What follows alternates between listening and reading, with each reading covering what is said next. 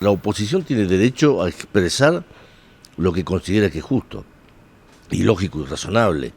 De hecho, lo vienen haciendo en la campaña electoral y lo vienen haciendo ahora, inclusive hasta nosotros mismos.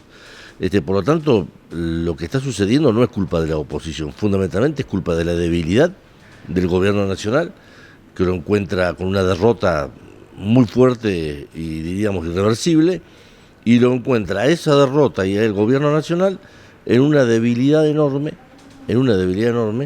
desde el punto de vista de la economía. Entonces, escenario electoral muy pesimista para el gobierno, situación de la economía muy débil, y encima que, bueno, se ha alimentado durante tanto tiempo la famosa grieta y los miedos que genera o generaría el regreso del kirchnerismo al poder. Entonces se mezcla todo esto, ¿no?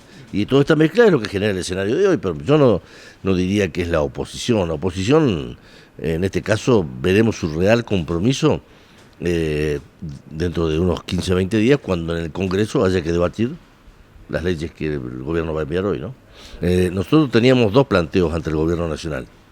El primero de ellos es el tema del congelamiento de naftas, que vale aclarar una vez más, nosotros no estamos en contra del congelamiento de naftas, nos parece que es una buena medida antiinflacionaria, sino el tema era cuál era la manera, cuál era el modo. Y el gobierno nacional congeló el precio de las naftas a partir de fijar un precio artificial del petróleo. Ese precio artificial del petróleo es el que nos afecta a nosotros. Entonces decimos, hay otras herramientas para poder mantener el precio de las naftas congeladas, no castigar a los que producen, no castigar a las provincias. Ahora, muchas de estas medidas han tenido un reflejo inmediato en lo que podría llegar a resultar beneficioso para la última parte del consumo, ¿no? En el caso de la población en general. Y entonces se ven simpáticas o se ven con un impacto favorable en este sentido. Sin embargo, todas las medidas han tenido un soslayo de impactos reales en estructuras gubernamentales e inclusive empresariales. El bono fue anunciado, las provincias dijeron no lo podemos afrontar.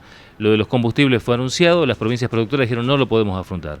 El 21% del IVA termina favoreciendo más a los grandes centros comerciales en detrimento de las pymes, que no tienen el volumen de mercadería para poder aplicar ese 21%, y como compran menos mercadería, ese 21% no se aplica en la compra para abastecerse, e inmediatamente generan también un detrimento dentro de la estructura comercial que ya bastante mal la viene pasando.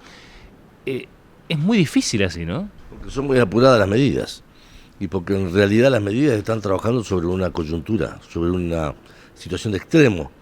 Ese es el problema que hay, porque si estuviéramos frente a un plan económico, ese plan económico de corto, mediano y largo plazo nos permitiría ver todo el sendero. Bueno, uno puede compensar una cosa con la otra. Cuando se hace de apurada, cuando se hace de un momento a otro, de emergencia como fue este plan, bueno, ahí es donde se generan todo ese tipo de situaciones, ¿no? Las provincias hemos dicho claramente, nosotros no tenemos problemas en aportar, y no estamos en contra de las medidas que tomó el gobierno, porque en definitiva, más allá de las cuestiones puntuales del IVA, lo que está buscando el gobierno es que el 20% de la devaluación no se pase a precio directamente y genere una inflación del 5 o 6% por mes. Entonces dice, bajo de alguna manera el impacto en la inflación con el IVA, una manera, ¿no? Y después las otras son medidas de consumo, digamos, ganancias de una medida de consumo, devolver aportes personales también es una medida de consumo.